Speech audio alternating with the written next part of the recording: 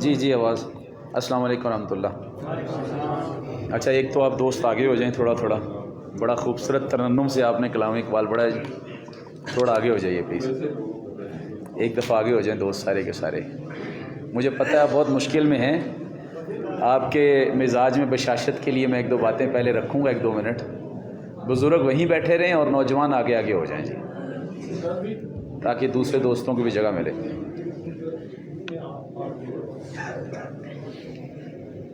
قبل اس سے کہ ہم اپنے پروگرام کا آغاز کریں,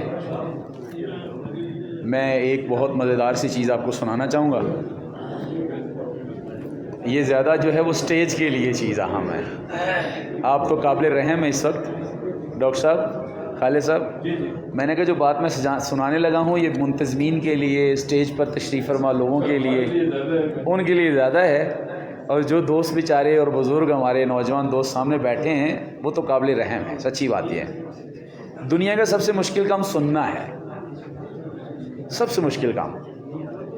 اور جی سننا سب سے مشکل کام ہے.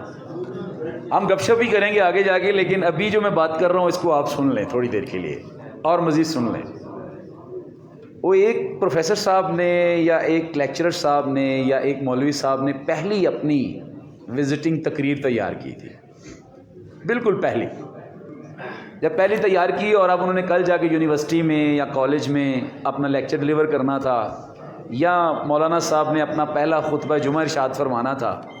آپ کو پتہ ہے جو پہلا جو سفر حج ہوتا ہے یہ بھی نہیں بھولتا. یہ ایکو اس کی اگر آپ ختم کر دیں, ہمارے ساؤنڈ والے دوست اس کی ایکو ختم کر دیں, نہیں تو تقریر ایک جو ہے وہ 4 دفعہ سننی پڑ رہی ہے. اس کی ایکو ختم کر دیں, ریپیٹ اس کی ختم کر دیں پلیز. بہت شکریہ. وہ اس نے پہلی تقریر, یہ جو پہلا سفر حج ہوتا ہے نا پہلی دفعہ والا, یہ کبھی نہیں بھولتا انسان کو. بڑے انمٹ قسم کے نقوش جو ہے وہ آپ کے دماغ پہ چھوڑتا ہے. اور اسی طرح جو ہمارا سفر اپنے سسرال کا ہوتا ہے وہ بھی کبھی نہیں بھولتا. جو پہلا سفر ہوتا ہے, پہلا وزٹ, نہیں بھولتا. اور اسی طرح جو پہلی تقریر ہوتی ہے کسی بندے کی, پہلی performance, first day of job, یہ انسان کو زیادہ یہ بھولتا نہیں ہے. تو صاحب نے پہلی تقریر تیار کی تھی, ممبر پہ جا کے بیٹھ گئے. گاؤں کی مسجد تھی, اور گاؤں کی مسجد تھی تو گاؤں میں آپ کو پتہ ہے اب ہمارے ہاں ویسے بھی دینی رجحان تھوڑا کم ہے. نماز جمعہ کا خطبہ کہا جانے والا ہوتا تو اس کے قریب قریب لوگ آتے ہیں. تو یہ گاؤں کی مسجد تھی تو ابھی تک لوگ نہیں آئے تھے. تو نیچے بیٹھے ہوئے ایک بزرگ آئے ہوئے تھے, بس انہوں نے اپنے چادر کے اندر اپنے سر کو لپیٹا ہوا تھا جیسے وہ بیٹھے ہوتے ہیں ٹانگوں میں سر لے کر. اور مولوی صاحب جو ہے نا وہ ممبر کے قریب بیٹھے ہوئے تھے, یا خطیب صاحب یا لیکچرر صاحب. تو انہوں نے پوچھا بزرگوں نے اب کیا ارادہ ہے, ایک ہی تو میں اکیلا بندہ ہوں, تو اب کیا پروگرام ہے, کیا ابھی بھی تقریر کرنی ہے؟ انہوں نے کہا بالکل تقریر کرنی ہے. اس نے کہا دیکھیں اگر فرض کیا ہے کہ اپنے کھرلی کے اوپر, آپ کھرلی سمجھتے ہیں نا, چارہ ڈالا جاتا ہے جس میں, اس میں ایک ہی کیوں نہ بھینس بندھی ہوئی ہو, چارہ تو ڈالا جاتا ہے. تو وہ جو سامنے تھے, جو بزرگ تھے, بے بسی کی تصویر بنے, انہوں نے کہا جی ٹھیک ہے پھر شروع ہو جائیے, تقریر پوری کیجیے. انہوں نے پوری کی پوری تقریر جو لپیٹی ہوئی تھی ساری سامنے کھول کے رکھ دی اور کر دی تقریر. اس دوران 10-15 لوگ اور بھی آگے ہوں گے, خطبے کے وقت کوئی اور لوگ آگے ہوں گے, نماز کے دوران کو اور 2-3 صفحے بن گئی ہوں گی. تو مولوی صاحب نے باہر نکلتے ہوئے اپنے رومال کو ٹھیک کرتے ہوئے اپنی تسبیح کے اوپر اپنے ہاتھ کو اینٹتے ہوئے کہا, ہاں جی تو پھر کیسا رہا آج کا ہمارا پروگرام, ہماری گفتگو. تو آگے جو بزرگ تھے وہ بڑے ستے ہوئے تھے جیسے آپ تنگ بیٹھے ہیں اس وقت. بزرگوں نے کہا کہ یہ تو ٹھیک ہے لیکن 100 بھینسوں کا چارہ ایک بھینس کو نہیں ڈالا جاتا. بہت مشکل کام ہے دنیا کا سننا, لیکن آپ سنجیدہ مجلس سے تعلق رکھتے ہیں. سچی بات یہ وہ مجمع نہیں ہے ہو ہا ہا والا, یہ آپ ہی کو زیب دیتا ہے زیادہ دیر تک سننا. دنیا کا سب سے بہترین سیکرٹ, کامیابی کا بنیادی ترین راز وہ گڈ لسنر ہونا ہے, لسننگ اسپرٹ, اچھا سامع ہونا. جو سننا نہیں جانتے وہ کبھی بھی اچھے ڈیسیژن نہیں لے سکتے. اپنے مزاج کے خلاف سننا, اپنی شخصیت کے خلاف سننا، اپنی شارٹ کمنگز کے خلاف سننا، اپنے آپ ایسی بات سننا جس کے اندر میں خود گلٹی بن رہا ہوں، یہ سننا یہ اتنا آسان کام نہیں ہے سننا۔ دنیا کے کامیاب ترین لوگوں کے سیکرٹس اٹھا کے دیکھیے تو بنیادی ترین سیکرٹ ایک ہی نظر آئے گا کہ they have been good listener, کہ وہ بہترین سامع رہ چکے ہیں۔ خود موسیٰ علیہ السلام کو اللہ نے فرمایا کہ انا اخترتک، ہم نے آپ کو منتخب کر لیا ہے، فاستمع، اب آپ کو کان لگا کر سننا۔ خود نبی رحمت کو فرمایا کہ آپ کیا کریں، لا تحرک بہ لسانک لتعجل بہ، جب قرآن اتر رہا ہو آپ کو دھیان سے سننا ہے۔ خود نبی کریم صلی اللہ علیہ وسلم کو اللہ نے فرمایا کہ میں ان لوگوں کو ہدایت کیوں دے دوں، آپ چاہتے ہیں ہدایت پا جائیں، یہ تو سنتے ہی نہیں ہیں، فہم لا یسمعون، یہ سنتے ہی نہیں۔ اسی لیے سننا بہت بڑے لوگوں کا کام سننا ہوتا ہے۔ اچھا لیڈر سننے والا ہوتا ہے، اچھا کارکن سننے والا ہوتا ہے، اچھا بیٹا سننے والا ہوتا ہے، اچھا باپ وہ بنتا ہے جو سنتا ہے۔ لیکن میں تھوڑا سا ٹرینڈ بدلنا چاہوں گا اس وقت، کیونکہ آپ نے شروع سے ابھی تک میرے خیال کے مطابق جب سے میں آیا ہوں کوئی 3-4 تقریریں تو سن لی ہیں میرے ہوتے ہوئے، تو ایک ہی تقریر ہوگی اور ہم گپ شپ کریں گے بس، اگر آپ موقع دیں گے۔ مجھے پتہ چلا کہ یہاں پر اچھا کتنے دوست ایسے ہیں جو جماعت اسلامی کے پروگرامات میں پہلے بھی شریک ہو چکے ہیں، ذرا ہاتھ کھڑا کیجیے گا۔ اچھا ٹھیک ہے۔ اچھا کتنے ایسے دوست ہیں جو ارکان جماعت تو نہیں ہیں لیکن وہ یہ سمجھتے ہیں کہ وہ جماعت اسلامی کے کارکن ہیں، جماعت اسلامی کے پروگرام سے ان کو اتفاق ہے، وہ جماعت اسلامی کے اچھے ورکر اور کارکن ہیں، ذرا ہاتھ کھڑا کریں۔ اچھا کتنے دوست ایسے ہیں جو ارکان جماعت ہیں؟ یہ جو سروے کیا جا رہا ہے، یہ آواز چلی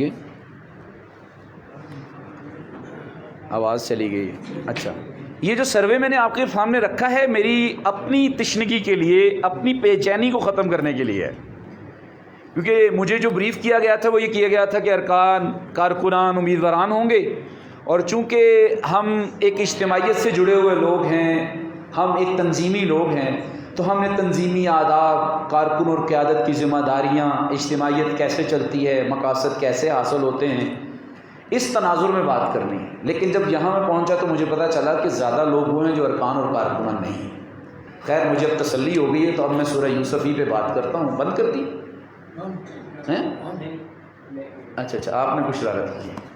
اچھا جی، میں آپ کی خدمت میں 1-2 باتیں اس سورہ یوسف کے حوالے سے رکھنا چاہتا ہوں۔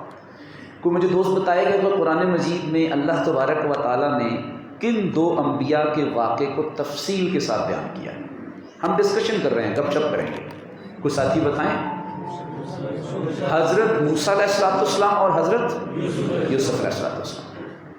اور اللہ تبارک و تعالیٰ نے حیران کن طور پر یوسف علیہ السلام کے واقعے کو احسن القصص کہا ہے۔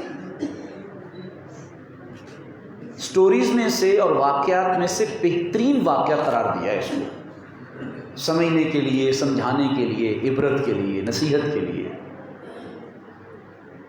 اچھا یہ واقعہ کب نازل ہوا؟ موٹی موٹے سوالات کر رہے ہیں تاکہ ہم کب نازل ہوا؟ یہ بالکل مکہ کے آخری دور میں نازل ہوا کہ جب حضور نبی کریم صلی اللہ علیہ وسلم کے لیے قتل کی سازشیں ہونے والی تھی۔ قریب تھا کہ قتل کی سازشیں ہونی شروع ہو جائیں، زیادہ دور نہیں تھا، بالکل قریب تھا کہ قتل کی سازشیں ہونی ہیں۔ اس کے نازل ہونے کے ٹھیک 1.5-2 سال بعد حضور نبی کریم صلی اللہ علیہ وسلم کے قتل کی کیا کی گئی؟ سازش کی گئی۔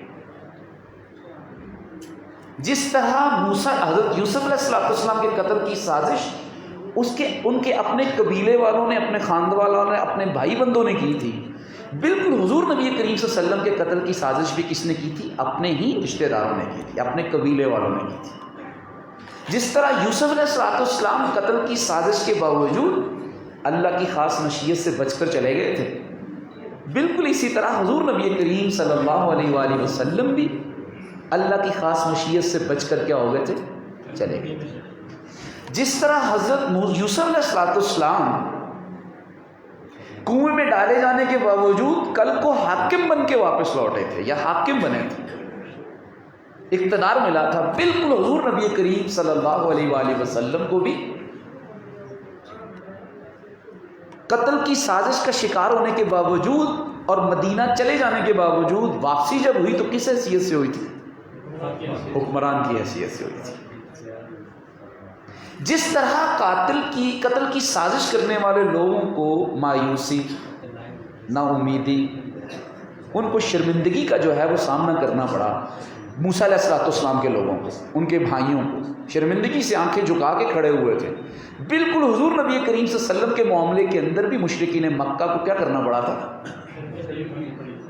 اور جس طرح یوسف علیہ السلام نے اپنے بھائیوں کو کہا تھا، کیا کہا تھا کہ آپ کو معاف کیا جائے، آزاد کیا، تو مشرکین مکہ نے بھی فتح مکہ کے موقع کے اوپر حضور نبی کریم صلی اللہ علیہ وسلم سے پوچھا تھا، بلکہ حضور صلی اللہ علیہ وسلم نے پوچھا تھا بتاؤ اب تمہارا کیا کیا جائے، تو انہوں نے کہا تھا اخن کریم، آپ ایک بہت ہی نرم دل بھائی ہیں ہمارے، وابن اخی کریم، اور ایک بہت ہی نرم دل، نرم خو، رحم دل بھائی کے بیٹے بھی ہیں، یعنی آپ بھی رحم دل ہیں اور آپ کے والد بھی کیا ہیں؟ رحم دل۔ تو حضور نبی کریم صلی اللہ علیہ وسلم نے بالکل وہ یوسف علیہ السلام علیہ جملہ کہا کہ لا تثریب علیکم اليوم اذهبوا انتم الطلقاء، جاؤ آج کے دن کوئی پکڑ دکڑ نہیں ہے، کوئی سیاسی مخاصمتیں نہیں ہیں، کوئی جیل بھرو جو ہے وہ تحریک نہیں ہے، جاؤ معاف، کوئی نیب ویب نہیں کھلے گی، معاف کر دیا۔ اسی لیے اس واقعے سے، ان باتوں سے ہم جو پوائنٹس بنائے ہیں ان سے ہم بات بعد میں کریں گے، دو تین باتیں اپنی ذہن میں ہم رکھیں، یہ ذہن میں رکھیں کہ غلبہ آپ کا ہے بس۔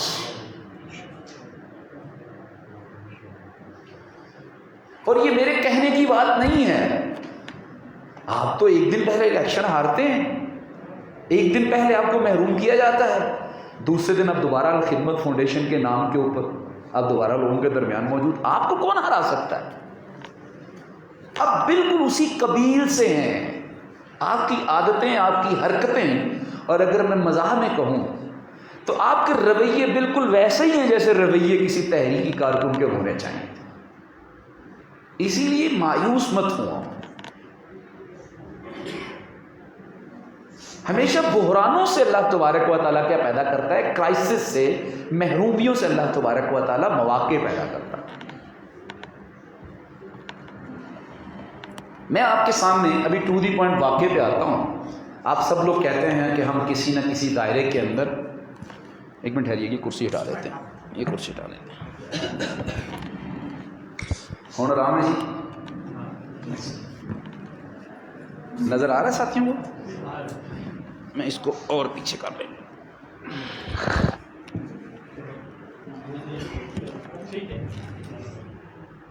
تھوڑا آگے کیجیے گا سلائڈ۔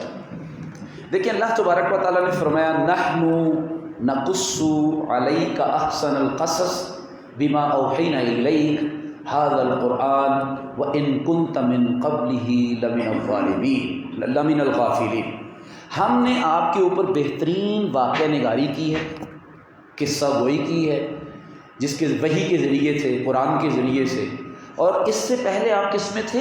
غافل تھے۔ اوپر میں نے ٹائٹل دیا ہے کہ ہمیشہ کیا کیا جائے؟ مثبت تبصرہ کیا جائے۔ اللہ تبارک و تعالیٰ نے سٹوری نریشن، تبصرہ نگاری، کسی اجلاس کے اوپر تبصرہ کرنا، کسی شورا کے فیصلے پر تبصرہ کرنا، اجتماعیت کے اندر پیش آنے والے کسی واقعے کے اوپر تبصرہ کرنا، یہ سارا واقعہ نگاری، کہانی گوئی، قصہ گوئی کے زمرے میں آتا ہے۔ کسی مجلس کا گواہ ہونا، کسی اجلاس اور کسی نشست کے اندر سے اٹھ کے جا کے اس کے آنکھوں دیکھے حال کو بیان کرنا، یہ سارے کا سارا قصہ گوئی کے زمرے میں آتا ہے۔ اسے قصہ بھی کہیں گے، کہانی کہیں گے، آنکھوں دیکھا حال کہیں گے۔ اللہ تعالیٰ کہہ رہا ہے کہ دیکھو، قصہ بیان کرنے کا مطلب تفنن طوا نہیں ہوتا، انٹرٹینمنٹ نہیں ہوتا، اپنے کانوں کو خوش کرنا، اس کی غیبت، اس کی غیبت، ادھر مایوسی، ادھر مایوسی۔ اگر آپ کی قصہ گوئی، آپ کی تبصرہ نگاری، آپ کے کومنٹس کرنا، آپ کے ریمارکس دینا، آپ کا کسی اجتماعی ماحول کے اوپر، اجتماعی فیصلے کے اوپر، اجتماعی فورم کے اوپر تبصرہ کرنا اگر مایوسی اور کارکنان کے لیے اور سننے والوں کے لیے، مخاطب کے لیے مایوسی اور غفلت کا باعث بن رہا ہے، غفلت کا، تو ایسی قصہ گوئی جو ہے وہ قطعاً اسلام میں جائز نہیں۔ یعنی پیرامیٹر سیٹ کر دیا نا، وَإِن كُنْتَ مِن قَبْلِهِ لَمِنَ الْغَافِلِينَ۔ میں نے کہانی آپ کے اوپر اس لیے اتاری یوسف علیہ السلام کی تاکہ آپ کس سے نکل سکیں؟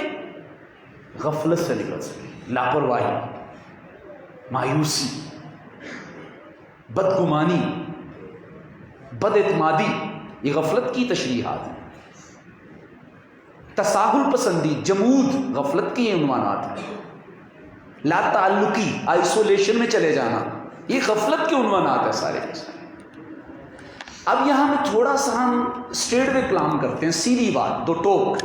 اگر آپ کی گفتگو مجھے مایوس کرتی ہے، آپ کی وہ گفتگو بلے تحریک کی بھلائی کے لیے کیوں نہیں؟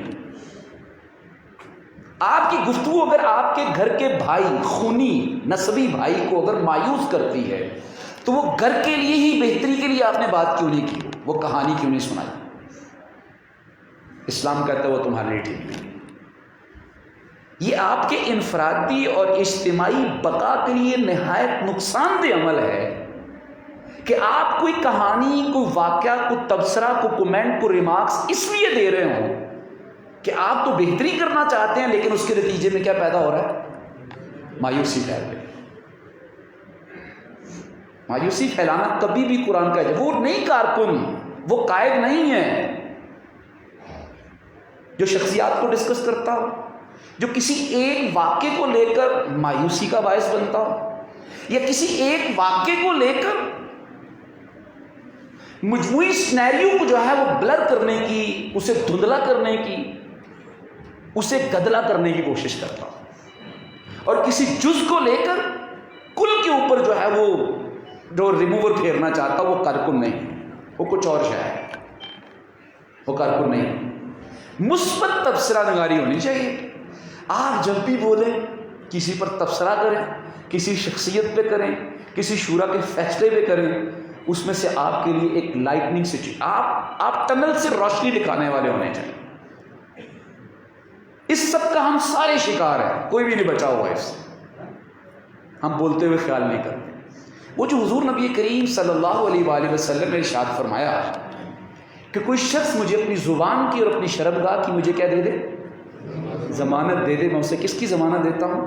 جنت۔ میں تو آپ گالی نہیں دیتے، مجھے تو نہیں یاد، اللہ کا شکر ادا کرتے ہو ہم کہتے ہیں اسی کی توفیق ہے، مجھے تو نہیں یاد کہ پیچھے عرصہ 20-25 سال سے گالی نکالی، آپ کو بھی آپ نے بھی نکالی ہو۔ ہماری گالی کیا ہے؟ تحریک جیسے عظیم الشان فورم کے اوپر گالی کیا ہے؟ بد زبانی کیا ہے؟ ہر وہ چیز بد زبانی ہے جو کسی دوسرے کارکن کو یا کسی اجتماعیت کے اندر مایوسی پھیلانے کا کیا بن رہی ہو؟ باعث بن رہی ہو۔ تو اسی لیے پہلی ہمارے لیے جو سبق اس میں سے نکلتے ہیں، کہانی نویسی ہو، قصہ گوئی ہو۔ آپ کی فیس بک کے اوپر اس وقت کہانی نویس کہتے ہیں لکھنا، ہم فیس بک کے اوپر زبردست کہانی نویسی کرتے، ہم جلدی جو ہے وہ گھبرا جاتے ہیں، ایک پریس کانفرنس سے کسی کے بڑے مجمع کو دیکھ کے گھبرا جاتے ہیں،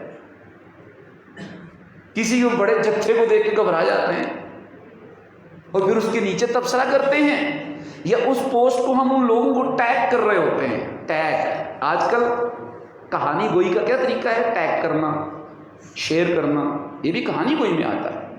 اسٹیٹس لگا دینا، اسکرین شاٹ لگا لے کے شیئر کر دینا۔ تو کہانی نویسی اور قصہ گوئی کا مقصد جو ہے وہ غفلت سے احتراز ہونا چاہیے، اوائڈ کرنا، احتراز اوائڈ کرنا چاہیے۔ میں مایوسی پھیلانے والا نہیں، میں امید کا چراغ روشن کرنے والا ہوں۔ اور ذرا غور کریں اللہ تعالیٰ کس موقع کے اوپر امید کا چراغ روشن کر رہے ہیں، کہ جس موقع کے اوپر صحابہ کی بھی کوئی دال نہیں گل رہی بظاہر، حضور نبی کریم صلی اللہ علیہ وسلم قائد تحریک بھی بظاہر کیا ہوئے نظر آ رہے ہیں؟ بے بس نظر آ رہے ہیں، کوئی پالیسی بھی ثمر آور ثابت نہیں ہو رہی، بظاہر تحریک کے قدم آگے نہیں بڑھ رہے، ایسے موقع پر بھی اللہ تعالیٰ نے جو تبصرہ کیا ہے، جو واقعہ بیان کیا ہے، اس واقعے کو بھی کہا یہ تمہاری مایوسی کو، تمہاری کمزوری کو، تمہارے ضعف کو قوت میں بدلنے کا باعث بنے گا۔ تو مجھے تو اللہ تعالیٰ نے بڑی اچیومنٹس دی ہیں۔ مجھے بتائیے ایشیا کے اندر سب سے بڑا ویلفیئرنگ کا، انسانیت دوستی کا نیٹ ورک کون سا ہے؟ ذرا بتائیے۔ الخدمت۔ دنیا اسے ایکسیپٹ کرتی ہے کہ نہیں کرتی؟ کرتی ہے۔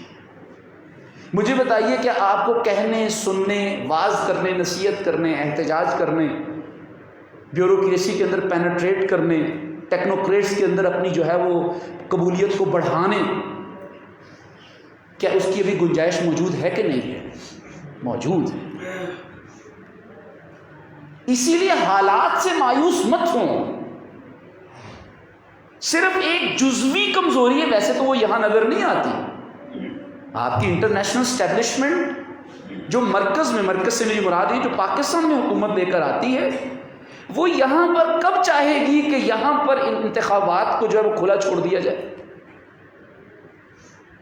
مرکز سے میری مراد ہے پاکستان میں جو لے کے آ رہی ہے حکومت، کیا وہ اسٹیبلشمنٹ یہ پسند کرے گی کہ اس خطے کے سب سے اہم، سب سے سلگتے اور سب سے جغرافیکلی اہم ایریے کو آزاد چھوڑ دیا جائے؟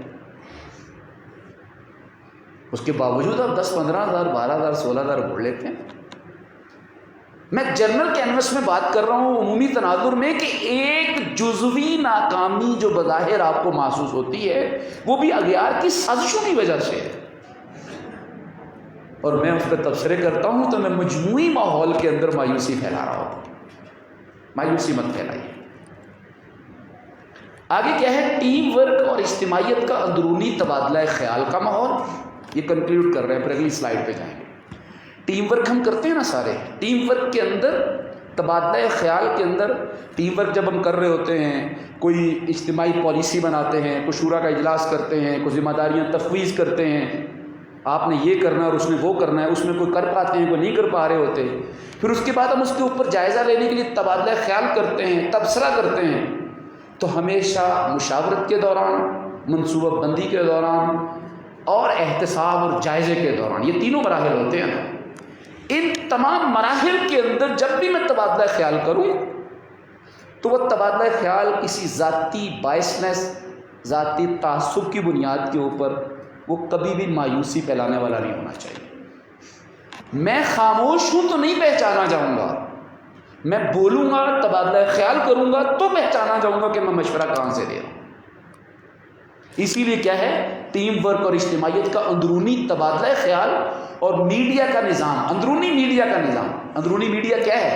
یہ میں اور آپ جو وسپر کرتے ہیں، لپ ٹاک ہوتی ہے، میری بات آپ تک پہنچتی ہے، ہماری انفرادی ہوٹلوں پہ ملاقاتیں ہوتی ہیں، چائے پہ ہوتی ہے، فون پہ ہوتی ہے، واٹس ایپ پہ ہوتی ہے، یہ جو اندرونی میڈیا ہے نا، اس کا نظام مثبت سوچ پر مشتمل ہونا چاہیے۔ یہ آپ کو پہلی سلائیڈ نے یہ بات بتائی۔ تو کیا ہم مایوس ہوں گے انشاءاللہ؟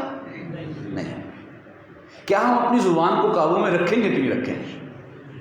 یقین مانیں، یہ ماہر نفسیات بتاتے ہیں کہ انسان اپنی زندگی کے اندر اپنے اعضاء و جوارح سے اتنا زیادہ کسی کا فائدہ نہیں کرتا جتنا وہ اپنی زبان سے کسی کا کیا کر دیتا ہے؟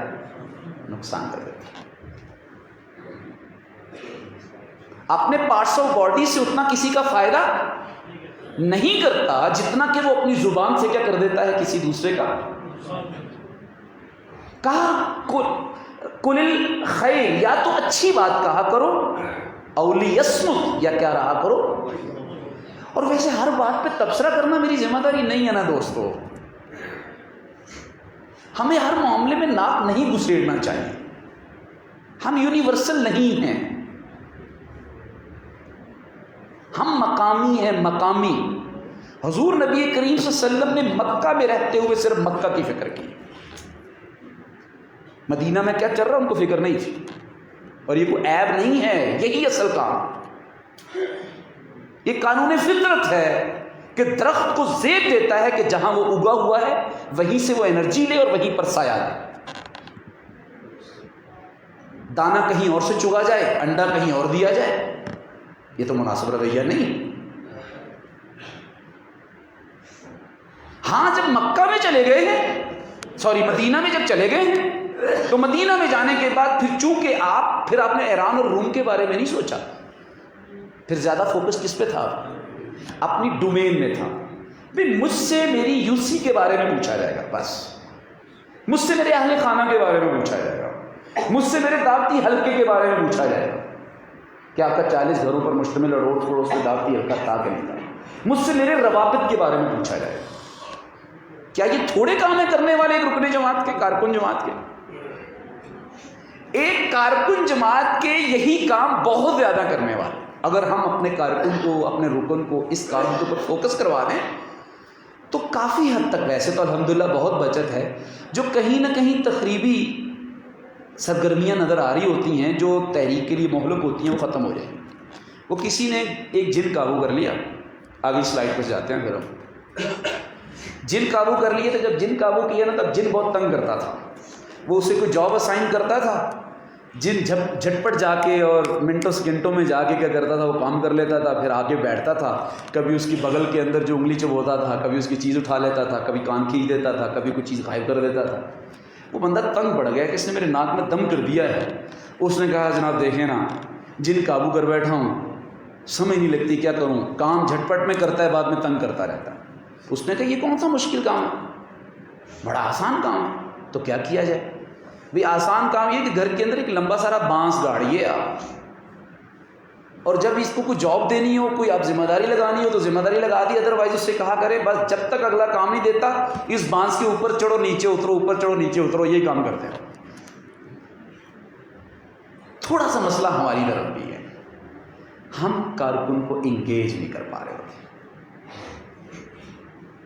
پروگرامنگ میں ہم کارکن کے لیے کیا نہیں رکھتے؟ ورکنگ سپیس نہیں رکھتے.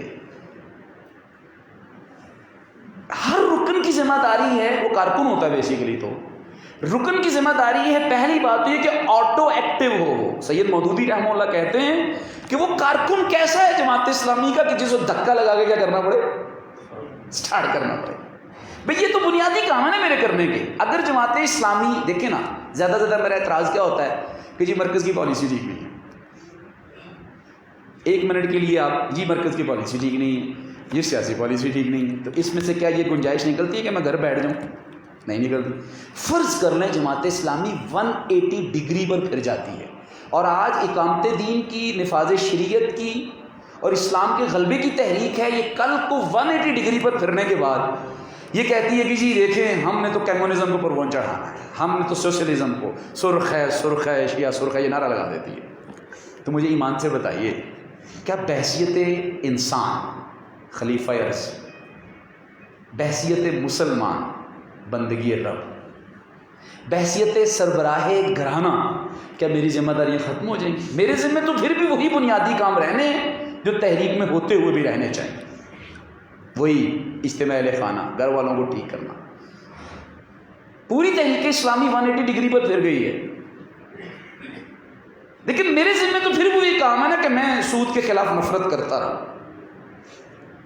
اسی لیے میرے بھائیوں اور دوستوں، جو پہلی بات ہم نے کی ہے وہ بات اگر نہ ہو تو پھر اگلی بات نہیں ہو سکتی. ذرا غور سے دیکھیں، اگلی بات پھر نہیں ہوتی. یہ انٹر لنکڈ ہیں چیزیں.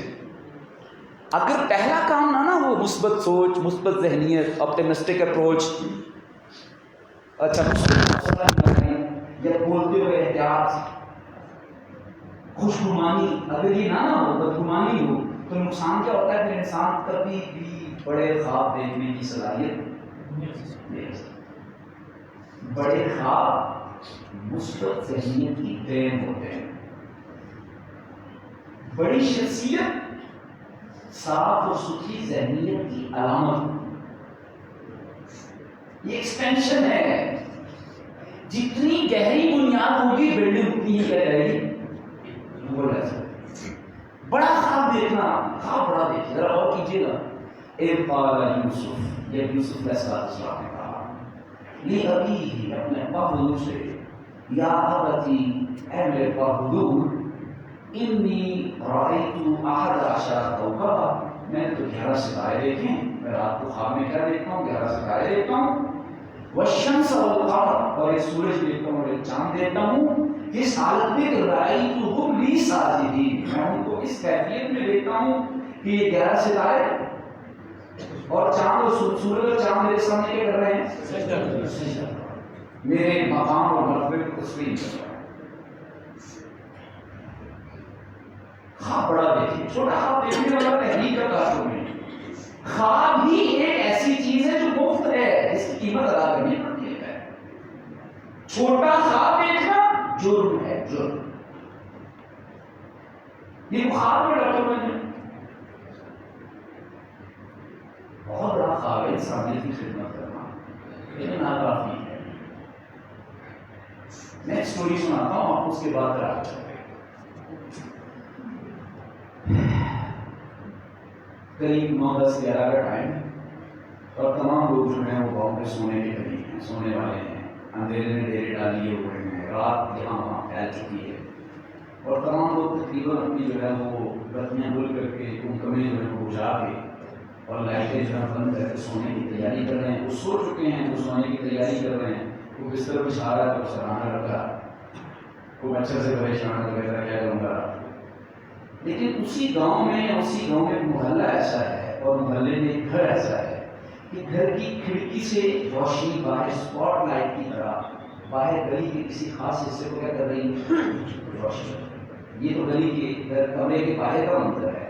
کمرے کا اندر کا منظر کچھ یوں ہے کہ کمرے میں ایک نکڑ میں رکھا ہوا ٹیبل ہے، ٹیبل کے سامنے رکھی ہوئی کرسی ہے، ٹیبل کے اوپر سجا ہوا ایک لیمپ ہے، وہ روشن ہے، اور کرسی کے اوپر ایک صاحب بیٹھے ہوئے ہیں اور وہ چشمہ لگائے ہوئے کسی کتاب کا، کسی پروجیکٹ کے اوپر کام کر رہے ہیں، کتاب کا مطالعہ کر رہے ہیں، اسٹڈی کر رہے ہیں۔ ان کے ہاتھ میں ایک پینسل بھی ہے، کبھی وہ پینسل اپنے دانتوں سے اپنے چباتے ہیں، کبھی وہ نوٹس لینا شروع کر دیتے ہیں، کبھی نوٹس لیتے لیتے وہ اپنی اینک کو اٹھاتے ہیں، اپنے ماتھے پر رکھ لیتے ہیں، پھر غور سے دیکھتے ہیں، کبھی وہ اپنی آنکھوں پہ اینک لے جاتے ہیں۔ وہ اکیلے نہیں، ان کے ساتھ ان کا ایک بچہ ہے، اور وہ بچہ ابا سے سوال کرتا ہے، ابا جان آپ کیا کر رہے ہیں؟ بیٹا میں پڑھ رہا ہوں، اسٹڈی کر رہا ہوں، ریسرچ کر رہا ہوں، کوئی اسائنمنٹ تیار، کوئی بزنس ماڈل تیار کر رہا ہوں، کوئی پروجیکٹ پہ کام کر رہا ہوں، کل پریزنٹیشن ہے۔ اچھا ابا آپ نے یہ کیا ہے؟ یہ کیا ہے بیٹا؟ یہ لیمپ ہے۔ اچھا ابا آپ نے وہ بڑی بڑی روشنی کیوں روشن کر لی؟ اس لیے کہ اماں دن بھر جو ہے وہ محنت کرتے، ہماری مدد کرتے ہوئے ابھی وہ سوئی ہیں، تو ان کے آرام میں خیال رکھا۔ اچھا بھائی آپ اتنی موٹی کتاب کی پڑھ رہے ہیں، چھوٹی سی کیوں نہیں پڑھ لیتے؟ میری کتاب تو پتلی ہوتی ہے، آپ کی کتاب اتنی موٹی ہوتی ہے۔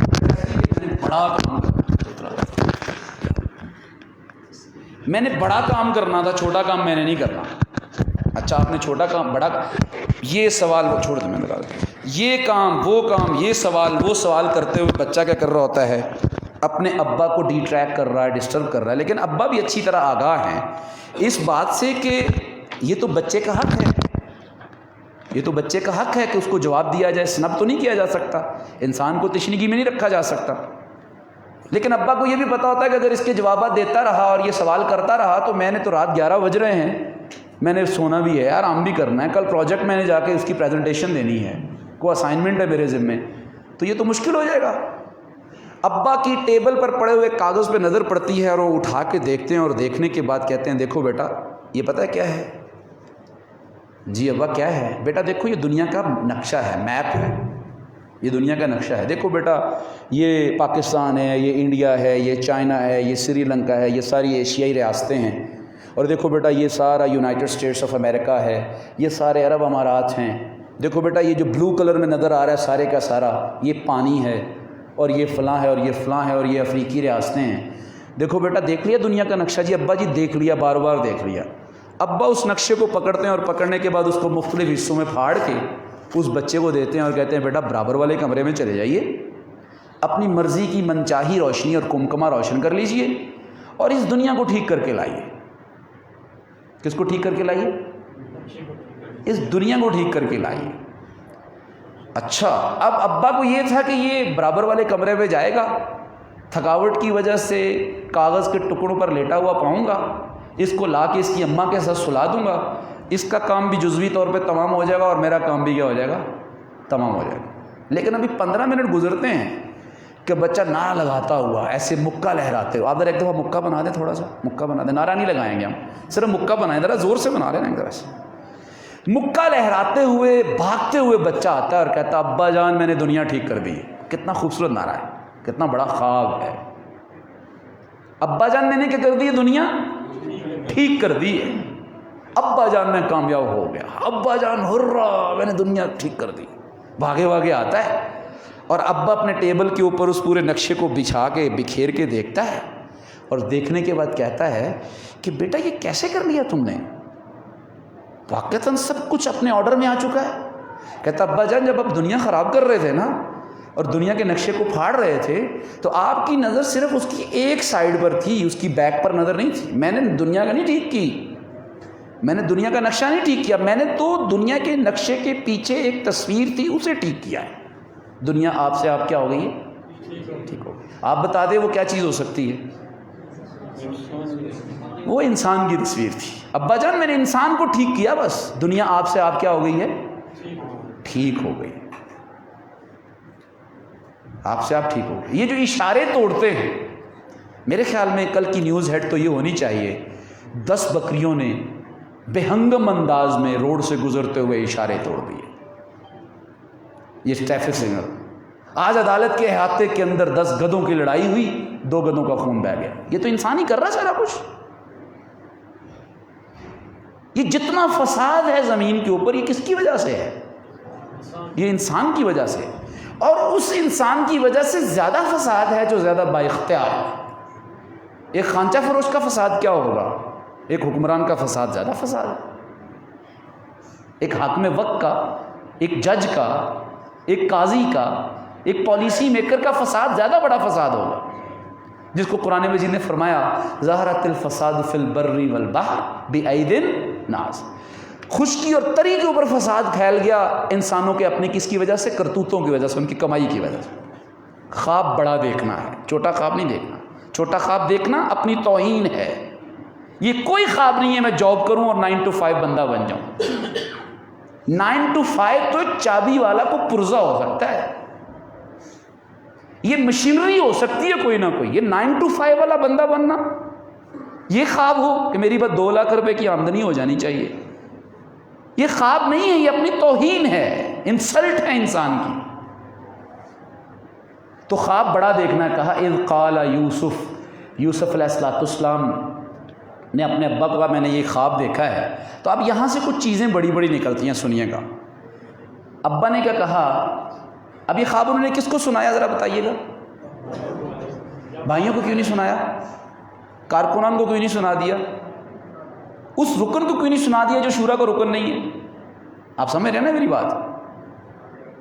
سیاسی فیصلہ کسی اس فرد کے سامنے ڈسکس کیوں نہیں کر دیا جو سیاسی کمیٹی کا ذمہ داری نہیں ہے.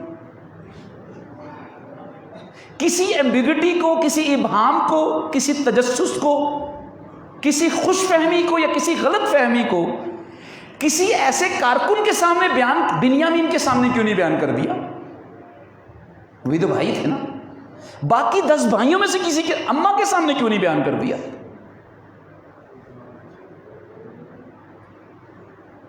میں بات ہوتی موقع کی ہے, میں بے موقع کرتا ہوں. میرے پاس 20 ایسے مواقع ہوتے ہیں کہ میں لیٹر لکھ سکتا ہوں شورا کو, میں کنسرننگ اتھارٹی سے رجوع کر سکتا ہوں, میں امیر ضلع سے بات کر سکتا ہوں, لیکن اس کے باوجود بھی میں جا کے فیس بک پہ بات کرتا ہوں. اسی لیے بے موقع اور بے محل بات کرنے والے لوگ در حقیقت بنیادی طور پہ کسی خواب کو بھی دیکھنے اور پالنے اور اس کو پورا کرنے اور اس کی تعبیر تلاش کرنے کے حق میں ہوتے ہی نہیں. سرے سے اس قابل نہیں ہوتے کہ خواب دیکھیں. ان کو اپنے دیکھے ہوئے خوابوں کی قدر ہی نہیں ہوتی, ان کو اپنے اٹھائے ہوئے حلف کی قدر. حلف ایک خواب ہے. یہ موسیٰ علیہ السلام کے ذمے جو خواب لگا تھا یہ ذمہ داری تھی بیسیکلی, کہ اب آپ نے اپنے آپ کو اس قابل بنانا ہے کہ دنیا آپ کے مقام اور مرتبے کو کیا کرے, پہچانے. آپ کا کوڈ آف کنڈکٹ چلے, آپ کا رول اور لا چلے, آپ لوگوں کو پالیسی دینے والے بنیے. خواب نہیں ہے بس. نبیوں کے تو خواب کیا ہوتے ہیں, ذمہ داری ہوتے ہیں نا. خواب آیا تو کیا پھیرنی پڑ گئی تھی؟ چھری پھیرنی پڑ گئی تھی. تو اسی لیے اس فرد کو خواب دیکھنے کا اور خواب کی تعبیر ڈھونڈنے کا کوئی حق حاصل نہیں ہے جو خود خواب دیکھے، خود حلف اٹھائے کہ میں اقامت دین کا خواب رکھتا ہوں، میرا یہ خواب ہے کہ اس کائنات کے اوپر، اس زمین کے اوپر اللہ کا کیا ہو جائے، نظام غالب، میرا یہ خواب ہے. لیکن اس خواب کے لیے کی جانے والی یا اس خواب کی تلاش میں، تعبیر تلاشنے میں جو کی جانے والی کوششیں ہیں، ان کوششوں کے بارے میں، ان فیصلوں کے بارے میں بے موقع اور بے محل باتیں کرتا پھرے. تو مجھے بتائیے اس نے کس کو خراب کیا؟ اس نے اپنے خواب کو خراب. اسی لیے موقع محل پر بات کیجیے. ویسے بھی ایک بات بتاؤں، اپنے خواب کو اور اپنے ارادوں کو ہر ایک کے سامنے بیان نہیں کیا جاتا. بڑے لوگ، قداور لوگ، سمجھدار لوگ اور کامیاب لوگ اپنے ارادوں کو ہر ایک کے سامنے عیاں نہیں کرتے. حضور نبی کریم صلی اللہ علیہ وسلم نے ارشاد فرمایا کہ جب کوئی بندہ سفر سے واپس آئے تو اسے کوئی بھی غمی کی یا خوشی کی کیا نہ کرو، خبر نہ سناؤ. کیونکہ اگر تم نے غمی کی خبر سنائی تو ہو سکتا ہے وہ برداشت نہ کر پائے، یا وہ آپ کی حوصلہ افزائی کے لیے، ڈھارس کے لیے، آپ کو دلاسا دینے کے لیے ہو سکتا ہے وہ الفاظ ہی نہ بول پائے تو آپ کی دل آزاری ہوگی. یا خوشی کی خبر کے اوپر وہ ویسا رد عمل نہ دے سکے تو آپ کا دل ٹوٹے گا. اسی لیے جب آپ اپنا خواب، اپنے ارادے، اپنے عزائم، اپنے منصوبے کہ میں نے اگلے سال یہ کرنا ہے، جب اپنے کارڈ آپ سارے شو کر دیتے ہیں تو یا تو آپ کارڈ ضائع کر بیٹھتے ہیں یا تعلق ضائع کر بیٹھتے ہیں. تو اسی لیے کیا ہے، موقع اور محل پہ بات کی جائے اپنے خواب کے بارے میں. انہوں نے یوسف علیہ السلام نے اپنے ابا حضور یعقوب علیہ السلام کو یہ بات بتائی تھی. محبت مجھے ان جوانوں سے ہے ستاروں پہ جو ڈالتے ہیں کمن، ستاروں سے اونچی ہو پرواز تیری کہ تسخیر جہاں کا سزاوار تو ہے. آگے کیجیے گا پلیز. اب ذرا سنیے گا، قائد اور کارکن کا رشتہ کتنا خوبصورت ہوتا ہے. آپ سب قائد ہیں. قائد یہی نہیں ہے صرف، ہم سب قائد. آپ کا چھوٹا بھائی ہوگا، آپ کی بیگم ہوگی. قائد ہر وہ فرد ہے. قائد کسے کہتے ہیں؟ جس کے ذمے کو ذمہ داریاں ہوتی ہیں وہ قائد ہوتا ہے. اور قائد جو ہے وہ اپنے کارکنان کو بچا کے استعمال کرتا ہے، ضائع نہیں ہونے دیتا.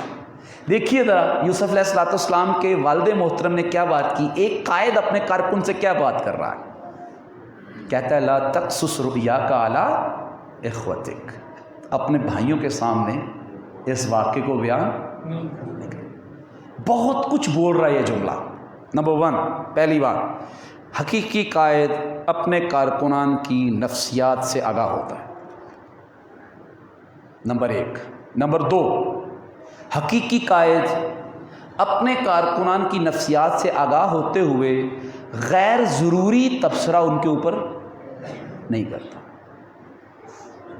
نمبر 3، حقیقی قائد اپنے کارکنان کو ایک دوسرے کے حسد سے بچانے کے لیے موقع کی مناسبت سے کارکنان کا استعمال کرتا ہے. اور نمبر 4، حقیقی کارکن قیادت کی لگائی ہوئی پابندیاں، واپس لی گئی ذمہ داریاں، عہدے سے ہٹا دینا یا کوئی کام تفویض نہ کرنا، ذمہ داری نہ لگانا، اسے فیل نہیں کرتا. کیونکہ قیادت کا ایریل ویو ہوتا ہے. ایریل سمجھتے ہیں جو اینٹینا ہوتا ہے اوپر، اینٹینا ٹی وی کے لیے اینٹینا لگاتے ہوتے ہیں نا اوپر، جیسے ابھی یہ پنکھا نا اوپر سے میں نیچے ایریل ویو میں دیکھ رہا ہوں، اوپر سے دیکھ رہا ہے. قیادت جو ہے نا یہاں بیٹھی ہوتی ہے اور اسے ہر کارکن کا تقریباً جو ہے وہ پتہ ہوتا ہے کون کس مزاج کا ہے نا، روز ٹو ڈیل ہو رہے ہوتے ہیں. تو اسی لیے قائد کی ذمہ داری بنتی ہے کہ وہ اپنے کارکنان کی نفسیات سے آگاہی اختیار کرے اور کارکنان کو ان کی نفسیات کے مطابق کیا کرے، پھر استعمال کرے. کسی کارکن کو ضائع نہ ہونے دے. اور کارکن کو بھی یہ سوچنا چاہیے کہ اگر میرے قائد نے مجھے یہ ذمہ داری سے روک دیا ہے، مجھے یہ ذمہ داری تفویض نہیں کی، مجھے یہ جھنڈا نہیں پکڑایا، تلوار تو میں بھی چلا لیتا ہوں، صرف فلاں ہی تو نہیں چلا لیتا، تقریر تو میں بھی اچھی کر لیتا ہوں. اچھا ناظم صاحب میں جا کے بات کروں ذرا امیر ضلع محترم، میں بات کروں جا؟ نہیں آپ بیٹھے رہیے، تشریف رکھیے. حالانکہ وہ اچھی بات کر سکتا ہے، وہ زیادہ خوبصورتی سے جا کے کیس لڑ سکتا ہے، لیکن قائد کو پتا تھا، امیر کو پتا تھا کہ اگر اسے بھیجا تو اب بھی ہماری اجتماعیت کے اندر، ہمارے کارکنان کے درمیان یا میری جلو میں چلنے والی ٹیم کے درمیان اس شخص کو ایکسپٹ کرنے کی صلاحیت ابھی پیدا نہیں ہوئی. اب اس کو ایکسپٹ کرنے کی، قبول کرنے کی، اس کے مقام اور مرتبے کو تسلیم کرنے کی صلاحیت ابھی پیدا نہیں ہوئی، تو مجھے اس کارکن کو اور باقی کارکنان کو آپس میں چپکلش سے، حسد سے کیا کرنا ہے؟ بچانا ہے. یہ کس کی ذمہ داری ہے؟ دو طرفہ ذمہ داری. اچھا کارکن کو بھی فیل نہیں کرنا چاہیے پھر؟ ٹھیک ہے جی، ٹھیک ہے بات. طوبیٰ لعبد آخذ بعنان فرسہ، خوش بختی، خوش خبری ہے اس کارکن کے لیے، جو اپنے اونٹ کی لگام کو پکڑ کر کھڑا ہے اس انتظار میں کہ قائد کیا پیغام دیتا ہے، کیا حکم دیتا ہے. اور جب اسے کہا جاتا ہے اگلی صفوں میں جا کے لیڈرشپ کے طور پر لڑو اور فائٹ کرو اور سالاری کرو، تو وہ سالاری کرتا ہے. اور جب اسے کہا جاتا ہے سالاری چھوڑ دو، پچھلی صفوں میں جاؤ، اب تمہاری سفارش بھی قبول نہیں ہونے والی، تمہیں چھٹی بھی نہیں ملے گی، بے نامی کی زندگی گزارو جا کے، اور وہ آمنا و صدقنا کہتا ہے، سمینا و اطعنا کہتا ہے. قائد کو مصلحت کا پتہ ہوگا کیا مصلحت ہے. مٹا دے اپنی ہستی کو اگر کچھ مرتبہ چاہیے کہ دانا خاک میں مل کر. وہ بھئی کچھ چیزیں، کچھ اینٹیں بنیاد کی اینٹیں ہوتی ہیں، اور کچھ چیز اسی لیے بنیادی طور پہ جو اہم بات ہے وہ کیا ہے یہاں جو سمجھنے کی ہے کہ کارکن کا مستقبل قیادت کی ذمہ داری بنتی ہے کہ وہ بچا بچا کے اسے استعمال کرے. جس طرح پیسے کو بچا بچا کے استعمال کیا جاتا ہے، نیچرل ریسورسز کو بچا بچا کے استعمال کیا جاتا ہے، قدرتی وسائل کو، بالکل انسانی وسائل کو بھی بچا بچا کے استعمال کرنا اور ان کی پلاننگ کرنا، ان کے نفسیات اور صلاحیتوں کے مطابق پلاننگ کرنا، یہ کارکن کے بارے میں قیادت کی بنیادی ذمہ داری. اور کارکن کو اس کے بارے میں کیا کہنا چاہیے؟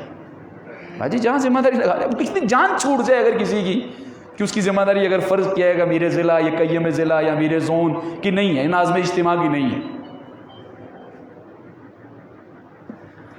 دوسری بات یہ ہے کہ خواب اور عزائم جو ہیں ہر ایک پر عیاں نہیں ہوتے. تیسری بات یہ ہے کہ کارکنان کی نفسیات کا ادراک، اویئرنیس، یہ اپڈیٹ ہونا کہ آج کل میرے کارکن کی نفسیات کیا چل رہی ہیں. کہیں بیگم کا مسئلہ تو نہیں ہے.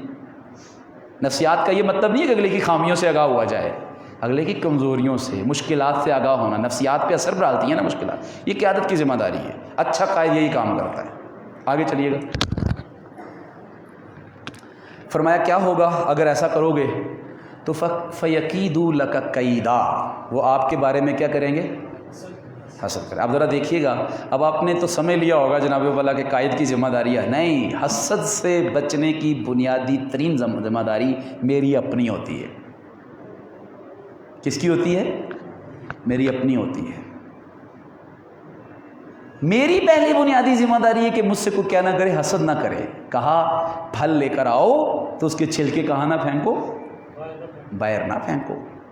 اڑوس پڑوس میں غربت ناچ رہی ہے، کیوں نہ پھینکو. آگے پھر ساری تشریحات ہم خود کریں گے نا. وہ محرومی میں جائیں گے اور محرومی کے اندر پھر کیا ہوگا؟ ایک امیر اور غریب کی کیا ہے؟ تفریق پیدا ہوگی. پھر محرومی ان کے نفسیات کے اوپر کیا ڈالے گی؟ ایک بہت برا اثر ڈالے گی. اور وہ محرومی پھر انہیں کسی جرم کی طرف یا آپ کے خلاف حسد پر کیا کر سکتی ہے؟ آمادہ اور مجبور کر سکتی ہے. تو حسد سے بچنی میری ذمہ داری ہوتی ہے. اور ایک بات بتاؤں، آگے کیجیے گا، یہ سوری پیچھے کیجیے گا معذرت. حسد اور بغض جو ہے نا قریب کے لوگ کرتے ہوتے ہیں، دور کے لوگ نہیں کرتے. یہ بات ذہن میں رکھیے گا. اب آپ کا میرے ساتھ کیا حسد ہے؟ میں پنڈی ضلع میں ہوں میں ادھر آؤں گا تو حسد ہوگا نا آپ کا. جو گاڑی موٹر وے پہ لاہور جا رہی ہو، قریب کی گاڑی جب لاہور جانے والی دو گاڑیاں آپس میں گزر رہی ہیں، دونوں کا رخ لاہور کی طرف ہے، ان کے درمیان سپیڈ ہونی ہے، ریس ہونی ہے نا. جو گاڑی واپس آ رہی ہے اس کے درمیان کیا حسد ہونا ہے؟ گاڑی دوڑانے کے اعتبار سے. حسد قریب کے لوگ کرتے ہیں. اور قریب کے لوگوں کا امتحان بھی اس میں ہے کہ جب وہ کسی ذمہ داری، کسی ایک سیم فیلڈ میں ہوں، تب وہ حسد نہ کرے، مزہ جب ہے. معاملہ پڑے تب پتہ چلتا ہے کہ کون کتنا گورے نایاب ہے. تو کیا ہے، حسد ہمیشہ کون سے لوگ کرتے ہیں؟ حسد اور بغض قریب کے لوگ کرتے ہیں. یہ امراض ہیں ہماری، بہت بری بیماری ہے. کہا ایاکم والحسد، کس سے بچا کرو؟ حسد سے بچا کرو. یہ نیکیوں کو ایسے کھا جاتا ہے جیسے آگ سوکھی. اچھا، اللہ نے، نبی کریم صلی اللہ علیہ وسلم نے تو جامع لفظ بول دیا، نیکیوں کو ایسے کھا جاتا ہے. کیا مطلب؟ آپ کی نیکیوں کو، حسد کرنے والے کی نیکیوں کو. یہ بھی مطلب ہے اس کا، اور یہ بنیادی مقصد ہے. یہ مقصدی مفہوم تو یہی ہے، لیکن اس کا دوسرا مفہوم بھی ایک ہے. وہ کیا ہے کہ انسان جس سے حسد کر رہا ہوتا ہے نا، اس کی نیکیاں بھی نظر نہیں آ رہی ہوتی. پھر میں حسد کرتا ہوں نا، فرض کیا آپ سے، تو میں اپنی نیکیاں تو ضائع کر ہی رہا ہوں. غیبت کروں گا، بغض کروں گا، کینہ رکھوں گا، چغل خوری کروں گا، بلیم کروں گا، جھوٹ بولوں گا. یہ نیکیاں کھائی جا رہی ہیں نا آہستہ آہستہ. لیکن میں اگلے بندے کی بھی نیکیوں کو تسلیم کرنے کے لیے پھر تیار. پھر اس کی اچھی عادت بھی کیا لگ رہی ہوتی ہے، اس کی ایک پولائٹ اور کائنڈ جیسچر میں اور اچھے ماحول میں کی ہوئی بات بھی کیا لگ رہی ہوتی ہے، سازش. اسی لیے حسد سے بچنا یہ بہت ضروری ہے. اچھا، جو خواب بڑے دیکھتا ہے نا وہ حسد نہیں کرتا. جو خواب بڑے دیکھتا ہے نا وہ عہدے کا طلبگار نہیں ہوتا. اسے کہا جاتا ہے آگے لڑو، آگے لڑتا ہے، پیچھے لڑو، پیچھے لڑتا ہے. وہ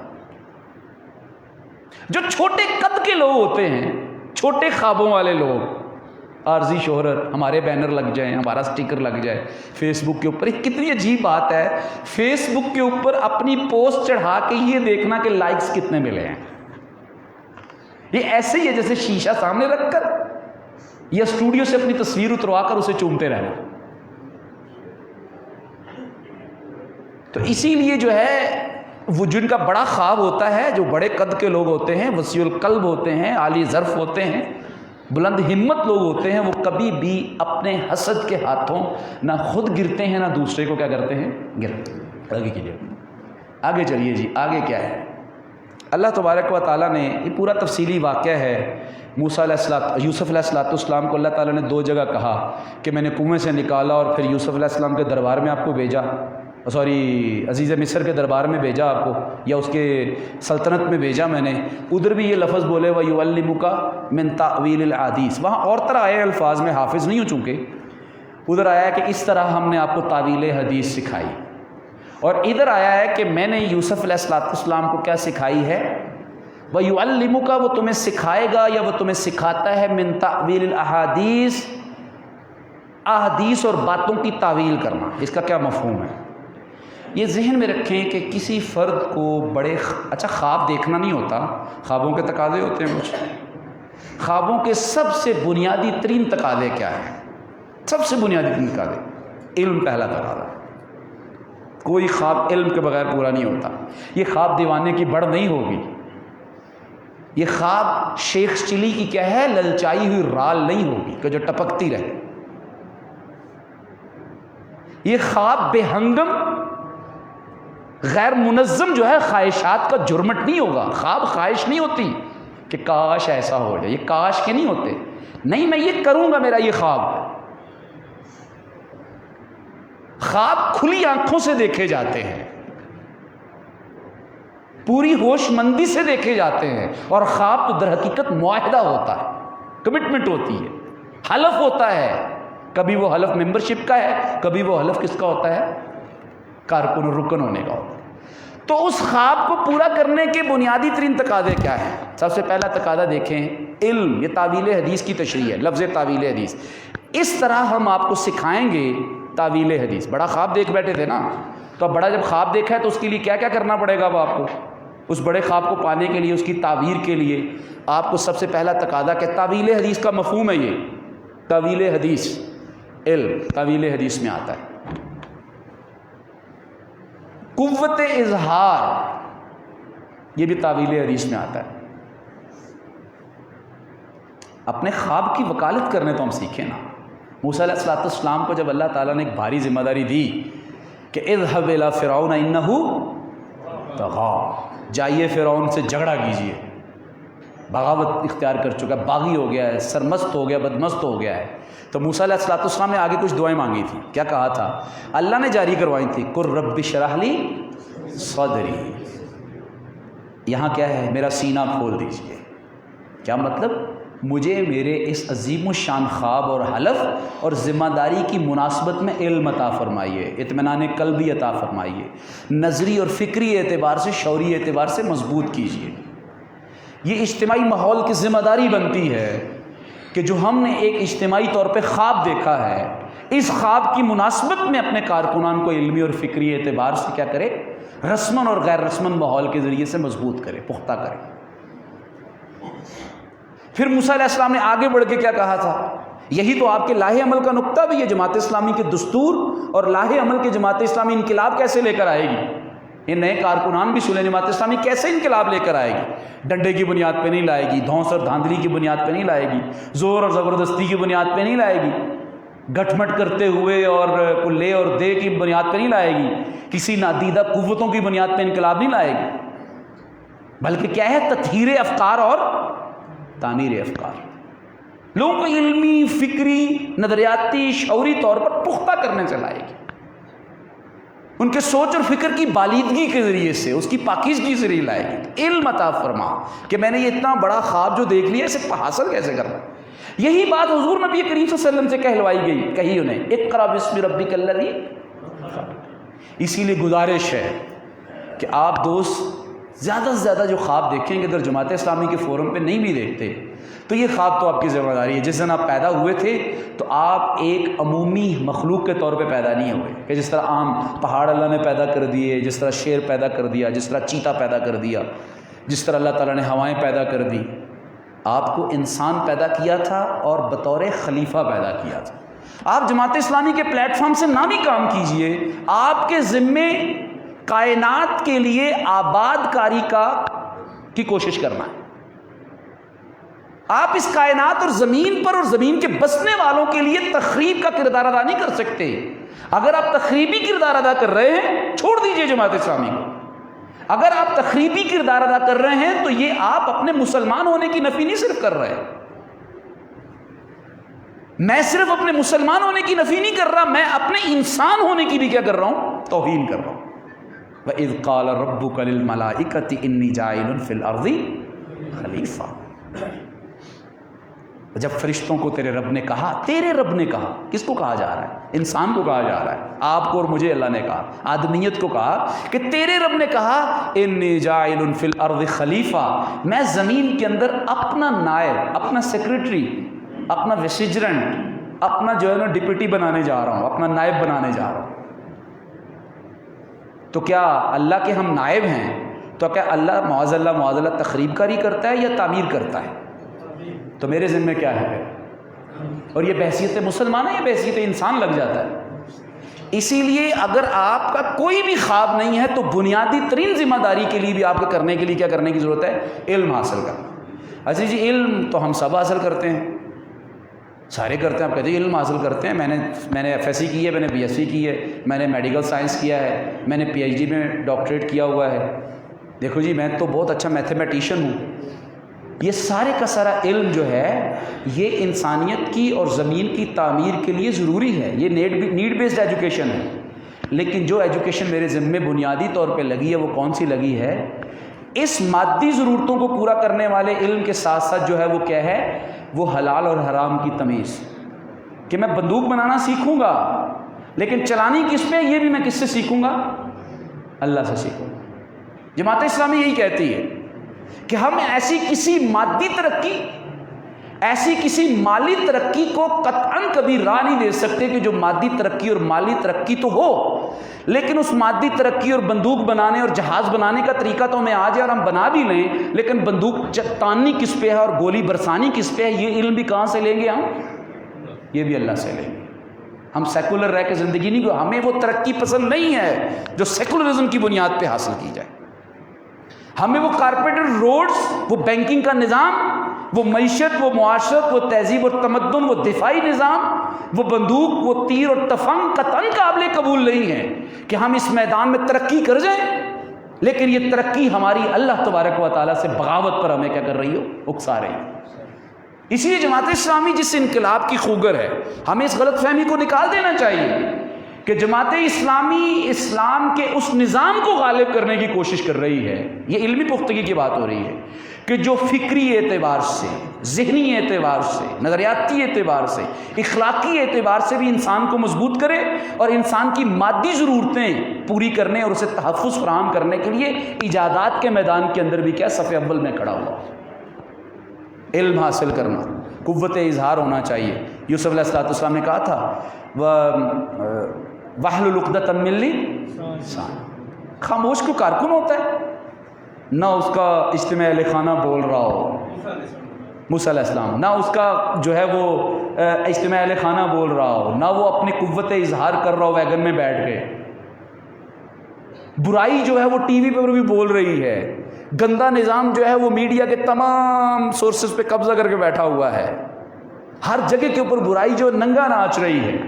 اور تحریک اسلامی کا کارکن بڑا خواب دیکھتا ہے، لیکن اپنے خواب کے راستے میں رکاوٹوں کو اور اپنے خواب کے خلاف کام کرنے والوں کو ٹھنڈے پیٹوں قبول کرتا ہے. تو اسی لیے قوت اظہار میں خود اعتمادی بھی آ جاتی ہے. جس نے تو سچے دل سے خواب دیکھا ہوگا نا، حلف سچے دل سے اٹھایا ہوا ہوگا، اس کے اندر یعنی وہ کیا ہے، ہزار خوف ہوں مگر زباں ہو دل کی رفیق. یہی رہا ہے ازل سے قلندروں کا طریق.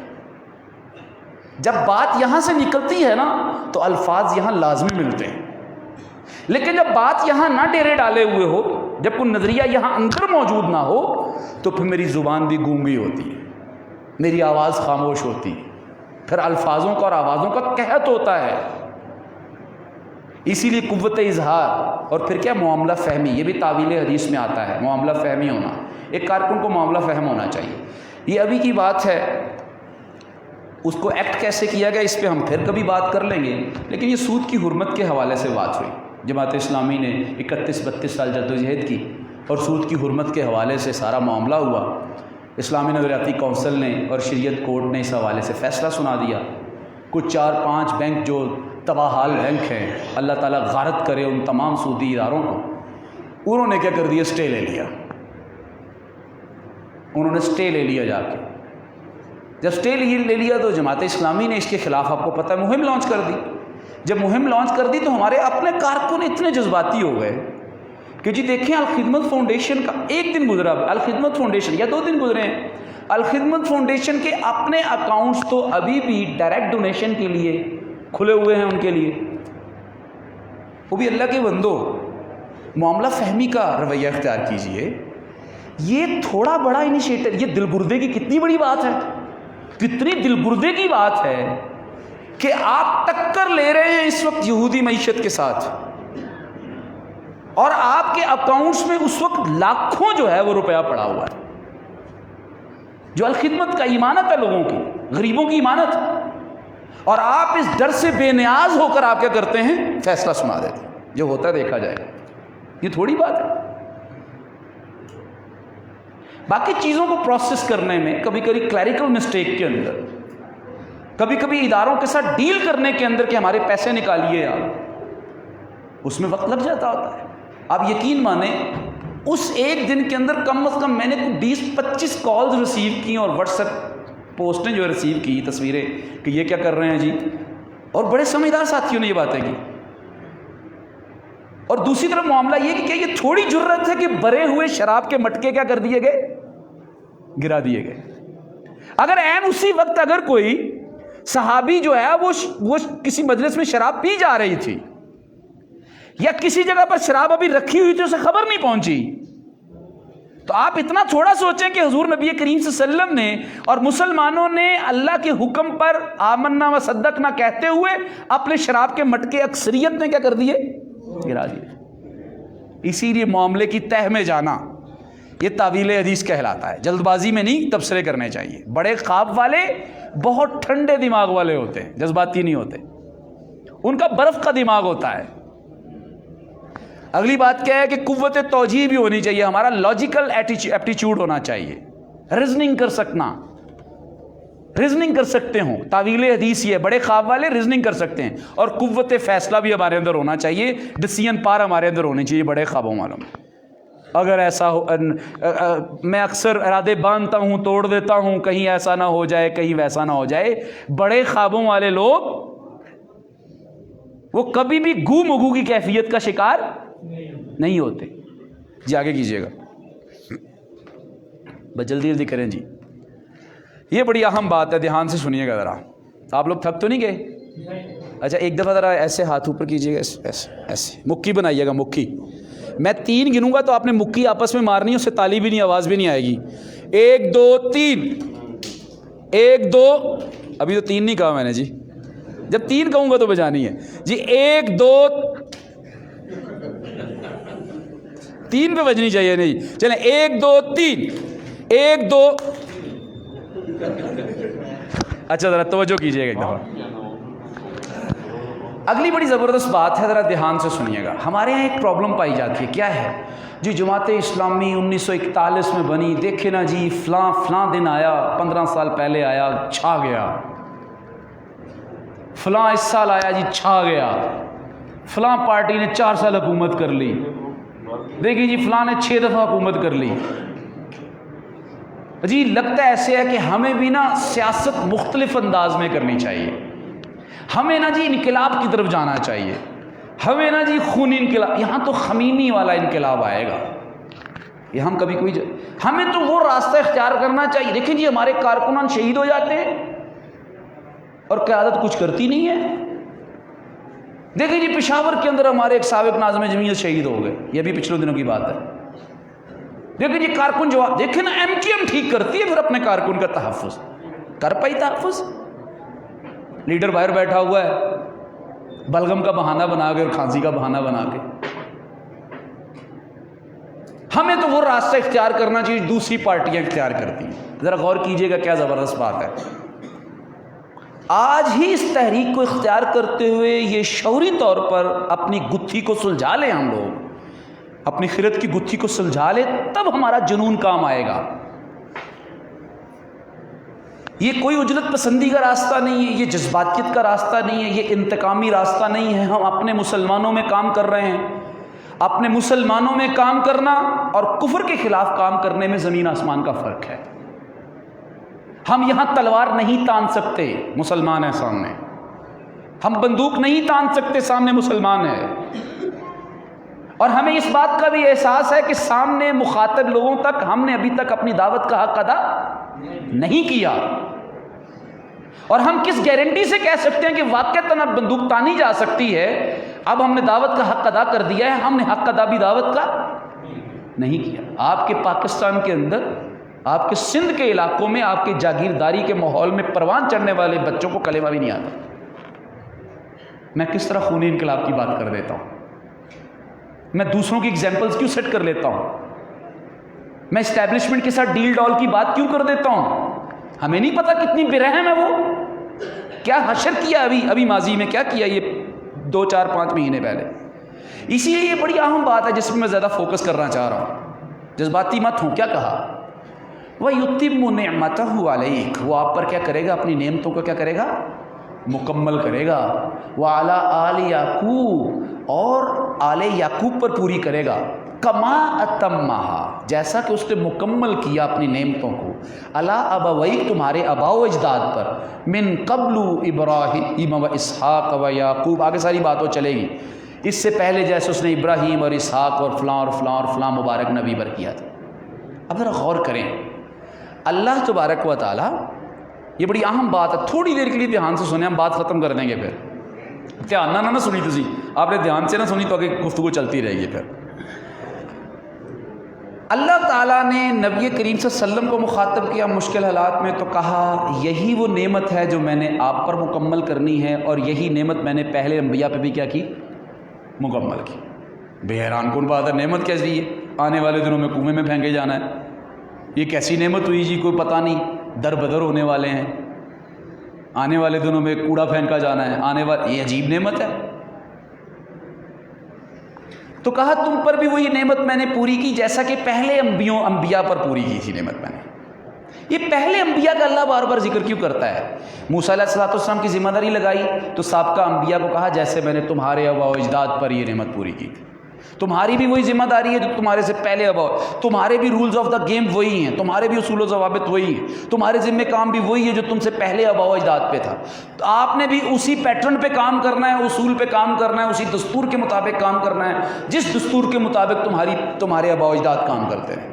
ابراہیم کام کرتے رہے، اسماعیل کام کرتے رہے، یعقوب اور یوسف علیہ السلام کام کرتے رہے، یحییٰ کام کرتے رہے. یہ قرآن میں ذکر جگہ جگہ ملتا ہے. کیا وجہ ہے؟ بڑی اہم بات ہے، یہ ذہن میں رکھیں. زندہ تحریکیں اپنی روایات کو نہیں چھوڑتی، اپنے دستور کو نہیں چھوڑتی، کیونکہ تحریکیں جذباتی طور پہ نہیں اٹھائی گئی ہوتی، بہت سوچ سمجھ کے اپنی دستوری لائنیں طے کرتی. روز روز دستور نہیں بدلے جا سکتے، یوٹرن نہیں لیے جا سکتے روز روز. اپنی روایات سے پیار کرنا، اپنی دستوری روایات سے. میں وہ روایات نہیں کہہ رہا جن روایات کا تعلق تعمیل سے اور ایگزیکیوشن سے ہے، عملداری سے ہے. عملداری کے معاملے کے اندر تو ہم کچھ نہ کچھ 19-20 کر لیں گے حالات کے مطابق. جیسے کل تک صرف نیوز پیپر ہوتا تھا، پھر میڈیا آ گیا، الیکٹرانک میڈیا، اب فیس بک بھی آ گیا ہے. ایگزیکیوشن کے اعتبار سے، دعوت پہنچانے کے اعتبار سے، لوگوں کو رام کرنے اور اپنے حق میں ان کی رائے کو استعمال کرنے کے اعتبار سے تو ہم ایگزیکیوشن کے اعتبار سے تو 19-20 بدلتے ہوئے حالات کے مطابق کریں گے. لیکن اس میں بدلاؤ نہیں آئے گا کہ ہم ڈنڈا اٹھا لیں، اب اپنی روایات چھوڑ دیں، ہم لودوں کی پالیسی پہ آ جائیں، آدھا اسلام غالب کر لیتے ہیں، آدھا جو کچھ اور کر. اصولی باتوں پہ کمپرومائز نہیں ہوتا. یہ عین ممکن ہے کچھ دیر تک آپ شراب کو برداشت کیے رکھیں، آپ کی اسلامی حکومت آئے اور ملک پاکستان کے اندر آپ کو اسلام غالب کرنا ہو تو آپ تدریجی مراحل کے اندر یہ عین ممکن ہے کہ آپ کو جس وقت دیا جائے اس وقت معاشرہ جو ہے وہ اور بھی بری حالت میں ہو. لیکن یہ نہیں ہوگا کہ آپ مستقل یہ طے کر دیں کہ اب ہماری روایات میں، ہمارے دستور میں، ہمارے ایجنڈے میں، ہمارے پروگرام کے اندر شراب کی حرمت کرنا اور سور کی حرمت کرنا ہے ہی نہیں. اسلامی انقلاب نہیں ہے اب تو بس معاشی استحکام ہے. اپنی روایات سے کیا کرنا ہے؟ فتنہ جدیدیت. آج کل کیا فتنہ ہمارے یہاں جس کا توڑ کیا گیا جہاں. ہر دفعہ اللہ تعالیٰ نے نبی کو جب بھی کہا تو نبی کریم صلی اللہ علیہ وسلم کو سابقہ انبیاء کا تذکرہ کیا کہ جو ذمہ داری آپ کے ذمہ لگی ہے یہی ذمہ داری فلاں کی تھی، یہی ذمہ داری فلاں نبی کی تھی، یہی ذمہ داری فلاں نبی. کیوں کہا؟ اس لیے کہا کہ اپنی روایات کے امین اور وفادار رہیے. دستوری روایات، اصولی روایات. اور پھر نیچے جو باتیں کیا ہے؟ فتنہ جدیدیت، ماڈرنٹی، عالمگیریت کا فتنہ، گلوبلائزیشن. جی دنیا کیا بن گئی، اب ہمیں بھی کچھ بدلنا چاہیے. اچھا یہ اجتماعی طور پر بھی مرض کہیں نہ کہیں پایا جا رہا ہوتا ہے اور انفرادی طور پر بھی پایا جا رہا. ہمارا جو رکن جماعت کے جمود کی وجہ ہے نا، کہیں نہ کہیں ہم فتنہ جدیدیت کا شکار ہیں. مجھے بھی خدا کی قسم اپنے واش روم کے اندر امپورٹنٹ لوٹا اور میچنگ لوٹا چاہیے. اب کہیں نہ کہیں یہ مرض ہے. میری بھی پرابلم بن گئی ہے کہ میں اپنی شادی ویسے ہی کرنا چاہتا ہوں جیسا کہ میں، حالانکہ مجھے تو اپنی انفرادیت قائم کرنی تھی، مجھے تو مادیت کی پیٹھ کے اوپر زور سے ٹھوکر مارنی تھی. میں بھی ماڈرنٹی اور جدیدیت کے فتنے کا کسی نہ کسی کیا انداز میں ہو گیا ہوں، شکار ہو گیا. میں بھی اسی اسلوب کے تحت اپنی سیاسی دھاک بٹانا چاہتا ہوں. مجھے بھی پجارو چاہیے. میں نے یعنی یہ نہیں میں کہہ رہا کہ اچھا گھوڑا نہیں ہونا چاہیے، والعادیات ضبحا والموریات قدحا، یہ دوڑنے والے گھوڑے اور فلاں گھوڑے، اچھی گاڑی سے نہیں روکا جا رہا. لیکن اگر آپ نے دعوت کے میدان کے اندر جھنڈے نہیں گاڑے، اگر آپ نے اجتماع خانہ نہیں کیے اور ان کو یقینی نہیں بنوایا، اگر آپ نے دعوتی حلقوں کو آباد نہیں کروایا، اگر آپ نے لوگوں کے دروازوں پر عمومی دنوں کے اندر دستک نہیں دی، اگر آپ نے وہ نظام ان کو نہیں سمجھایا جو نظام آپ غالب کرنا چاہتے ہیں، جس کے لیے آپ انتخابات لڑتے ہیں، تو فقط مادیت اور مالی وسائل کبھی بھی اس کمی کو اور خلا کو پورا نہیں کر سکے کہ جی باقی لوگوں کے پاس بھی یہ ہے تو ہم بھی وہی کریں گے. یہ جدیدیت کا ایک مائنڈ سیٹ ہے. جدیدیت اور ماڈرنٹی اور کچھ نیا کرنا اور کچھ نئے کرنے کے شوق کے اندر اپنا اسرا حلیہ بگاڑ لینا، یہ بڑے خواب والوں کو زیب نہیں دیتا. اسی لیے فتنہ جدیدیت اور فتنہ عالمگیریت.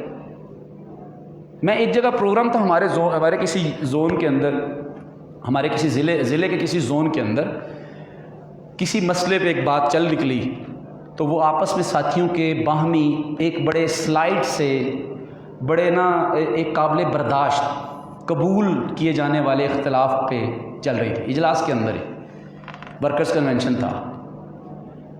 تو گفتگو جب باری آئی تو گفتگو کرتے ہوئے میں نے ان سے سمجھ کیا اور کچھ احادیث سنائی, کچھ قرآن کے قرآنی واقعات سنائے, کچھ صحابہ کی سیرت بتائی اور کچھ لو اور دو, کچھ محبت برداشت, حق معاف کروانا باتیں ہوئیں. اور بات ہونے کے بعد اصولی فیصلہ بتا دیا کہ شورا نے یہ فیصلہ کیا, آپ کو الجھنے کی ضرورت نہیں, اصولی فیصلہ بھی سنا دیا. بعد میں ساتھیوں نے 2-3 نے تبصرہ کرتے ہوئے کہا کہ ہمیں یہ ساری حدیثیں ایسے سنائی جا رہی ہیں جیسے ہم صحابی ہیں. مجھے بتائیے کہ جب نبی کے لیے بھی یہ پابندی ہے کہ آپ نے سابقہ روایات کو چھوڑنا نہیں ہے, تو میرے لیے آزادی کہاں سے آ گئی کہ میں کہوں کہ میں یہی تو وہ لوگ ہیں جو باہر بیٹھے ہوئے آپ کی تحریک سے کہہ رہے ہوتے ہیں جی ٹھیک ہے نا جی, اسی کوئی دیکھنا ہو تو نبی تھے نا جی, اب آپ نبی کی حدیثیں سناتے ہیں ہمیں کہ نبی کے مطابق معیشت بنائیے, معاشرت بنائیے, دنیا کفر سے ٹکرا جائیے, امریکہ کو للکاریے, شاب ابی طالب کی گھاٹی کا منظر دوبارہ پیش کیجئے, فضائے بدر. وہ تو نبی تھے نا جی, وہ فاقہ کشی انہوں نے کر لی تھی, ہم سے نہیں, وہ تو نبی تھے نا جی. آپ کن سے ملا رہے ہیں ہمیں, کتنا بڑا دھوکہ, کن سے ملا رہے ہیں. اسی لیے کارکن تحریک اسلامی کو سادگی اختیار کرنی ہے, اپنے قول میں, اپنے عمل میں, اپنی گفتگو میں, اپنے رہن سہن میں, اپنے تنظیمی امور و معاملات میں, اپنی ایگزیکیوشن میں, اپنے اجتماعات کے اندر سادگی اختیار کرنی چاہیے. ہمیں اپنے پروگرامات کا اوقات وہ نہیں رکھنے چاہیے جو کوئی اور رکھ رہے ہوں, ہمیں وہ نہیں رکھنے چاہیے. جن کے رتبے ہیں اپنی ملت کو قیاس اقوام مغرب سے نہ کر کہ خاص ہے ترکیب میں قوم رسول ہاشم. ہماری منزل مختلف ہے, ہمارے مقاصد مختلف ہیں, اس کے لیے جد و جہد بھی کیا ہوگی, بالکل باوقار اور مختلف ہوگی. فتنہ جدیدیت اور فتنہ عالمگیریت کی تردید کیجیے, شد و مت سے تردید کیجیے. آپ سمجھ سکتے ہیں جی, بہت کچھ سمجھ سکتے ہیں آپ. پتہ نہیں شاید میری کچھ چیزیں, مطلب ہم نے باقی سارے دعوتی طریقے اختیار کر لیے جو ہمیں اپنے میوزک کی ضرورت پڑ گئی ہے اپنے ان چیزوں میں. شاید یہ کر کے دیکھ لیں, شاید لوگوں کا دل مان جائے. ایک چھوٹی سی بات ہے ویسے بظاہر, آپ لوگ کہہ سکتے ہیں کہ اتنے بڑے موضوع کے اندر اتنی برائیاں ہو رہی ہیں تو ایک چھوٹی سی بات کیوں کر دی. نہیں, یہ چھوٹی سی بات نہیں ہے, یہ ہمارے اندر آنے والے بدلاؤ کی بہت بڑی نشاندہی ہے, ایکسیپٹنس ہے ہمارے اندر. اگلی بات کیا ہے, جیت کے شوق میں اپنے اصولوں سے انحراف مت کیجیے. جو جیت کا جذبہ ہوتا ہے نا, یہ کس وقت پاگل پن کا روپ اختیار کر لیتا ہے یہ کوئی پتہ نہیں چلتا. جیت کا شوق ہر ایک کا حق ہے, فرض ہے جیتنے کا شوق کہ پالا جائے, لیکن جیتنا ہر میرے ذمے فرض نہیں ہے کہ میں لازمی جیت بھی جاؤں. انقلاب کی جد و جہد میرے ذمے کیا ہے, فرض ہے, لیکن انقلاب لے کر آنا میرے ذمے فرض نہیں ہے. مالی دا کم پانی دینا تے بھر بھر مشکاں پاوے ہو, تے مالک دا کم پھل پھل لانا او لاوے یا نہ لاوے. ہم نے اپنے ذمہ یہ فرض کیوں کر لیتے ہیں بسا اوقات, ہم جذباتی کیوں ہو جاتے ہیں بحیثیت ذمہ دار یا بحیثیت کارکن, کہ ایک الیکشن ہار گئے ہیں تو ہمارے ذمہ یہ ہو گیا وہ ہو گیا.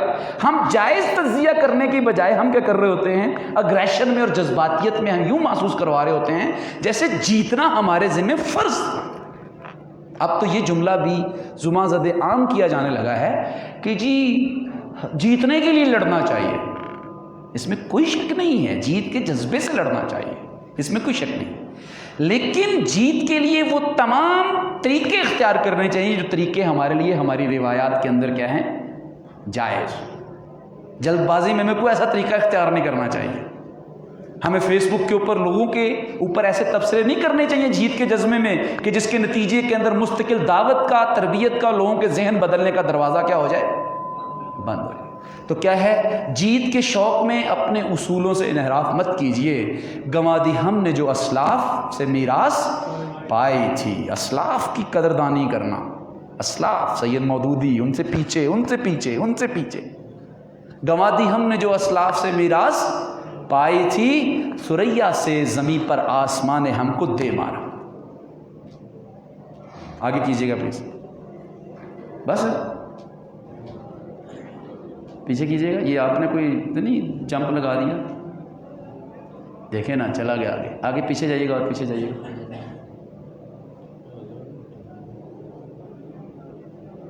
بس میں موٹی موٹی باتیں پڑھوں گا، آگے پیچھے جائیے گا۔ اور